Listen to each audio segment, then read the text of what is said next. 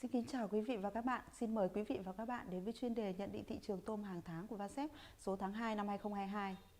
Kính thưa quý vị, theo số liệu thống kê của Hải quan Việt Nam, kim ngạch xuất khẩu tôm tháng 1 năm 2022 đạt trên 313 triệu đô la, tăng 43% so với cùng kỳ năm trước. Trong đó, giá trị xuất khẩu ở hầu hết các thị trường tiêu thụ chính đều tăng trưởng khả quan. Xuất khẩu trong tháng đầu năm tăng trưởng khá khi doanh nghiệp đẩy mạnh sản xuất, hoàn thành các đơn hàng đã ký từ cuối năm ngoái. Đây cũng là nỗ lực của doanh nghiệp và toàn ngành, đồng thời là tín hiệu hứa hẹn cho một năm thành công của hoạt động xuất khẩu tôm cả nước.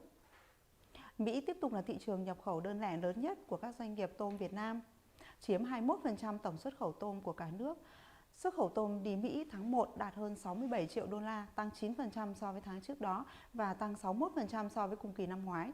Năm 2021, trên thị trường Mỹ, mặc dù giá trung bình xuất khẩu tôm của Việt Nam vẫn còn phải cạnh tranh mạnh với các nguồn cung đối thủ như Ấn Độ, Indonesia, nhưng tốc độ tăng trưởng đã ghi nhận cao hơn các nước này. Với sự trỗi dậy mạnh mẽ của tôm Ecuador trên thị trường Mỹ, Việt Nam vẫn duy trì được vị trí số 4 trong top các nguồn cung tôm chính cho thị trường này. Tỷ trọng giá trị tôm Việt Nam tăng từ 10,7% năm 2020 lên 12% năm 2021 và tỷ trọng khối lượng tăng từ 8,8% lên 9,8% tổng nhập khẩu tôm của Mỹ. Dù lạm phát tại Mỹ tăng cao trong tháng 1 năm nay, nhưng các chuyên gia nhận định kinh tế Mỹ vẫn ổn định nhờ các chính sách của chính quyền Tổng thống Mỹ Joe Biden. Nhu cầu nhập khẩu tôm của Mỹ dự kiến vẫn tăng mạnh trong năm nay.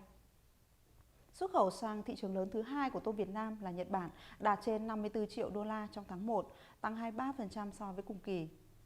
Xuất khẩu tôm Việt Nam sang EU trong tháng đầu năm nay đạt gần 54 triệu đô la, tăng 79%.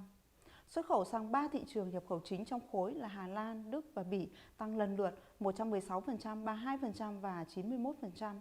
Trái với các thị trường như Mỹ, EU, Nhật Bản, Hàn Quốc, xuất khẩu tôm sang thị trường Trung Quốc tháng đầu tiên của năm nay giảm. Xuất khẩu tôm sang Trung Quốc giảm trong hầu hết các tháng của năm 2021, trừ tháng 12, xuất khẩu tôm sang Trung Quốc tăng do thị trường này tăng nhập để phục vụ Tết Nguyên đán.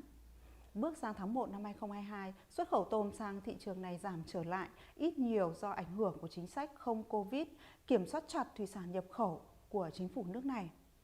Xuất khẩu tôm sang Trung Quốc trong tháng 1 năm nay đạt hơn 18 triệu đô la, giảm 7% so với cùng kỳ năm ngoái. Các công ty chế biến tôm lớn ở Sóc Trăng, Bạc Liêu, Cà Mau đều có nhu cầu tuyển thêm nhiều công nhân. Hoạt động xuất khẩu sôi động ngay trong những ngày đầu năm mới.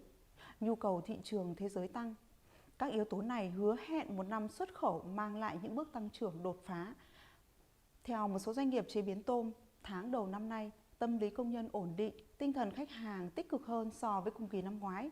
Trong tình hình mới là sống chung với dịch Covid-19, cho nên đây cũng là những tín hiệu đáng lạc quan cho hoạt động xuất khẩu tôm của Việt Nam trong năm nay. Tuy nhiên, thiếu nguyên liệu đầu năm, giá cước vận tải biển chưa có dấu hiệu hạ nhiệt, giá thành sản xuất còn cao vẫn là những thách thức mà các doanh nghiệp phải đối mặt trong năm 2022. Những thông tin và dữ liệu chi tiết hơn về sản xuất và xuất khẩu tôm Việt Nam và nhu cầu thị trường thế giới đều được đăng tải trong bản tin thương mại thủy sản hàng tuần của Vasep. Xin cảm ơn quý vị đã chú ý lắng nghe. Kim Thu, chuyên gia ngành hàng tôm Vasep.